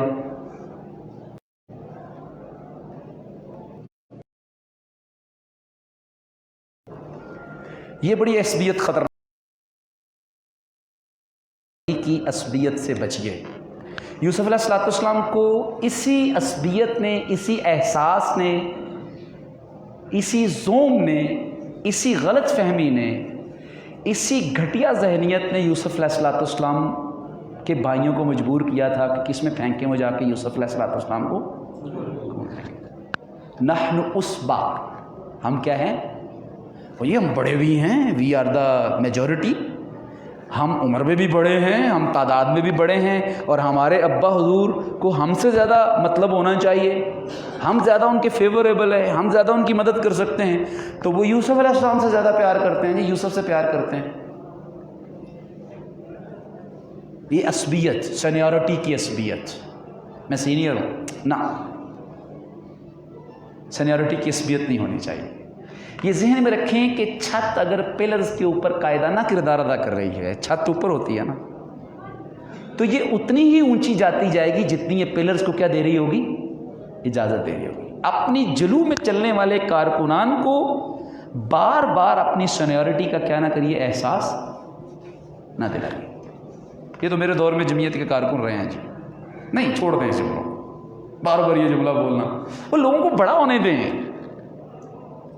اگر وہ آپ کے سامنے غلطیاں کرتے ہوئے بڑے ہوں گے تو وہ زیادہ بہتر ہے بنسبت اس کی کہ وہ بعد میں بڑا ہونے کی کوشش کریں گے۔ تو اسی لیے کیا ہے، نحن اسبا، عمر اور کثرت تعداد کی غلط فہمی سے اجتناب کیجیے۔ بس وقت امیر ضلع، امیر زون، امیر یوسی اکیلا ہوگا، وہ فیصلہ کر دے گا، آپ کو مان لینا چاہیے۔ اصولی فیصلوں پہ امیر ضلع پابند ہے کہ وہ مشورہ کریں آپ سے، اصولی فیصلوں میں۔ حقیقت بات ہے، میں آپ کو شرعی نقطہ نگاہ بتا رہا ہوں، دستوری پوائنٹ بتا رہا ہوں۔ اصولی مسئلوں کے اوپر وہ آپ سے کیا کریں گے؟ مشورہ کریں گے۔ مثال کے طور پر اصولی مشورہ یہ ہے کہ ہم نے الیکشن جو ہے وہ لڑنا ہے کہ نہیں لڑنا، یہ اصولی فیصلہ ہے جی، لڑنا ہے، اور کن کن حلقوں پہ لڑنا ہے، یہ اصولی فیصلہ ہے۔ لیکن اگر امیر جماعت اوپر سے یہ کہہ دے کہ فلاں حلقے کے اوپر فلاں ساتھی لڑے گا، تو یہ دستوری طور پہ ان کا حق ہے۔ میں حقیقت شعور سے بتا رہا ہوں۔ اس کی وجہ یہ ہے کہ جب آپ اپنا ووٹ دے کر، رائے دے کر امیر جماعت کو منتخب کر لیتے ہیں، تو گویا کہ آپ منتخب کرتے ہوئے یہ اعلان کر رہے ہوتے ہیں کہ اب امیر جماعت کو پورا حق حاصل ہے کہ وہ تحریک کی بہتری کے لیے کوئی فیصلہ کرتے ہیں تو وہ کر لیں۔ ہم نے اپنی تحریک کو اتنا بوجھل کر دیتے ہیں بسا اوقات کہ اسمارٹ ایکشن اور کوئک ڈیسیژن لینا ہمارے لیے کیا ہو جاتا ہے؟ مشکل ہو جاتا ہے۔ تو خیر، اسی لیے عمر اور کثرت کی تعداد کی غلط فہمی سے ہم اجتناب کریں۔ کثرت رائے اور اکثریت کا ہر حال میں صاحب الرائے ہونا اور ٹھیک ہونا ضروری نہیں ہوتا۔ وہ 11 بھائی تھے، 10 بھائی تھے، اور ادھر اکیلے یوسف علیہ السلام تھے۔ ان 10 نے مل کے یہ فیصلہ کیا کہ یہ رستے کے پتھر کو ہٹانا ہے ہم نے، تو مجھے بتائیے کثرت رائے ان کی ٹھیک ہو گئی؟ نہیں ٹھیک ہو گئی۔ خیر، ابھی نماز کا ٹائم ہے۔ یہ کیا ہے؟ گھاس 100 جینوں کی ہو گئی۔ یہ کیا ہے جی؟ کوئی اور پرچی تو نہیں آ گئی؟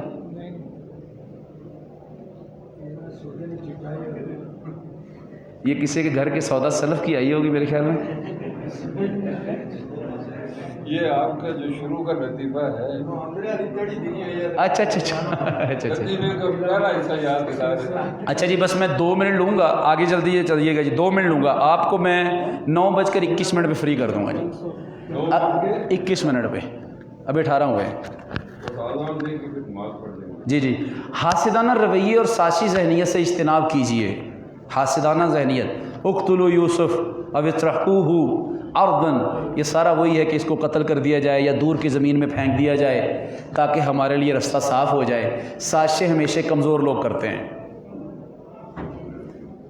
حسد بیمار ذہنیت کی علامت ہوتی ہے۔